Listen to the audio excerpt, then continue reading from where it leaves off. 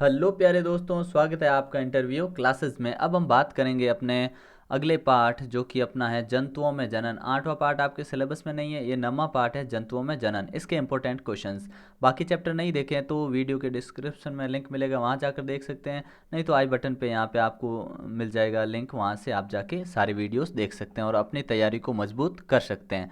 अब देखिए इसके जो इंपॉर्टेंट क्वेश्चन हैं उनको हम कैसे सॉल्व करेंगे। ठीक है, पहला सवाल है, खाली जगह जाति या स्पीशीज जो है कि निरंतरता बनाने के लिए आवश्यक है। कौन सी चीज़ आवश्यक है? तो आप कहोगे इनके लिए क्या आवश्यक है, पाचन, जनन या गमन। तो ये जनन जरूरी है। ठीक है ना, ऑप्शन क्या भर दोगे यहाँ पे, ब ऑप्शन करेक्ट हो जाएगा।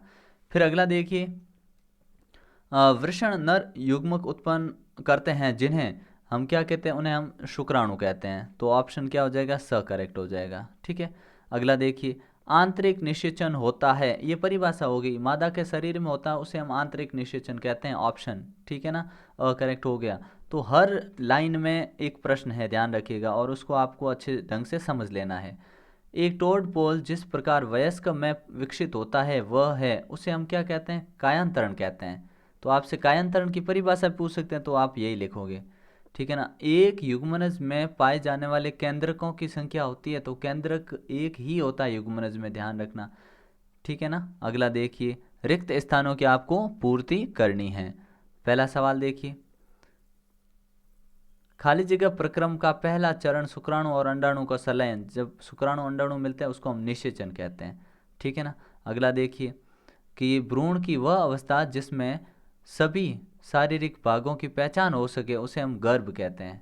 ठीक है ना, गर्भ के अंदर भ्रूण अवस्था में शरीर के अंगों की पहचान हो जाती है। ये पूछा जाता है कि शरीर के अंगों की पहचान किस समय हो जाती है, कौन सी अवस्था में, तो भ्रूण अवस्था में हो जाती है। ठीक है ना, ये बहुत इंपॉर्टेंट क्वेश्चन है, ध्यान रखिएगा। अगला प्रश्न है, और हाँ यहाँ निषेचन की जगह आप जनन भी लिख सकते हैं, है ना। जनन, जनन प्रक्रम का प्रथम चरण होता है जिसमें शुक्राणु और अंडाणु मिलते हैं। ठीक है ना, अगला देखिए, वह जंतु जो सीधे ही शिशु को जन्म देते हैं उन्हें हम जरायुज कहते हैं। ठीक है ना, एक अंड प्रेरक होते हैं जो अंडे देते हैं, जरायुज जो सीधे बच्चों को जन्म देते हैं, शिशु को जन्म देते हैं। ठीक है ना, टोडपोल रूपांतरित होकर वयस्क में बदल जाता है जो छलांग लगा सकता है और तैर सकता है। ठीक है ना, हाइड्रा में मुकुल से नया जीवन विकसित होता है, इसलिए इस प्रक्रम को जनन, इस प्रकार के जनन को मुकुलन कहते हैं। ठीक है ना, अगला क्वेश्चन है जिसमें आपको ऑप्शन है वो मिलान करने हैं, बहुत इंपॉर्टेंट है, ये ध्यान रखना। हाइड्रा, हाइड्रा क्या करता है, तो आपने कहा हाइड्रा में मुकुलन होता है भाई। ठीक है, शिशु को जन्म देने वाले तो जरायुज और अंडा देने वाले अंडप्रेरक।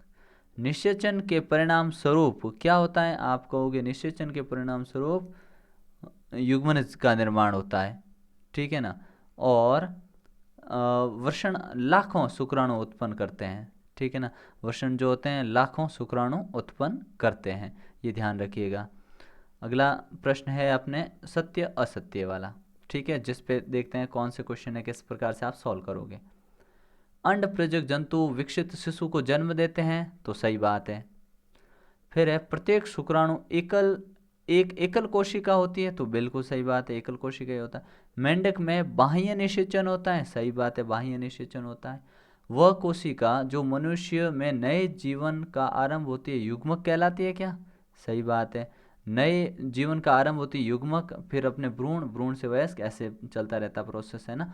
निषेचन के पश्चात दिया गया अंडा एक एकल कोशिका होता है, निषेचन के बाद जो अंडा दिया गया एकल कोशिका होता है क्या, नहीं, एकल कोशिका नहीं होता है।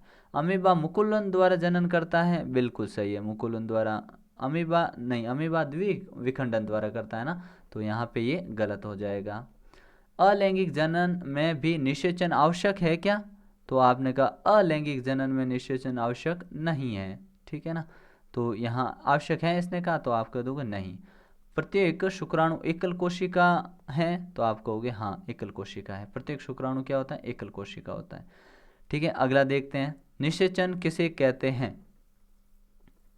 तो शुक्राणु व अंडाणु का संलयन निषेचन कहलाता है, ध्यान रखना। ठीक है ना, यहाँ पे ये श गलत लिख दिया, श ये वाला है। ठीक है ना, निषेचन।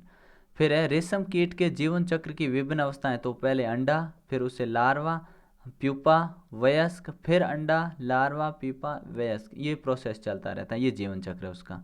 ऐसे दो जंतुओं के नाम बताओ जिनमें अलैंगिक जनन विखंडन द्वारा होता है। ठीक है ना, अभी एक सवाल था ना, मुकुलन होता है कि नहीं होता है, क्यों? क्योंकि अमीबा में और पैरामीशियम में ये विखंडन द्वारा होता है। ठीक है, अगला देखिए, क्लोनिंग किसे कहते हैं? तो क्लोनिंग किसे कहते हैं? किसी संपूर्ण जीव को कृत्रिम रूप से उत्पन्न करना क्लोनिंग कहलाता है। और डॉली नामक क्लोन जो था उसकी मृत्यु कब हुई थी? ये डॉली एक भेड़ थी, इयान विल्मट ने बनाई थी, और इसकी जो मृत्यु हुई थी वो कब हुई थी, ये पूछा गया है। हालांकि ये मृत्यु वाला इम्पोर्टेंट नहीं है, लेकिन ये पूछ सकते हैं कि पहली जो क्लोन थी वो कौन थी, तो आप कहोगे डॉली भेड़ थी। ठीक है ना, डॉली थी, इयान विल्मट ने इसे बनाया था। ठीक है ना, तो 14 फरवरी 2003 में इसकी मृत्यु हो गई थी।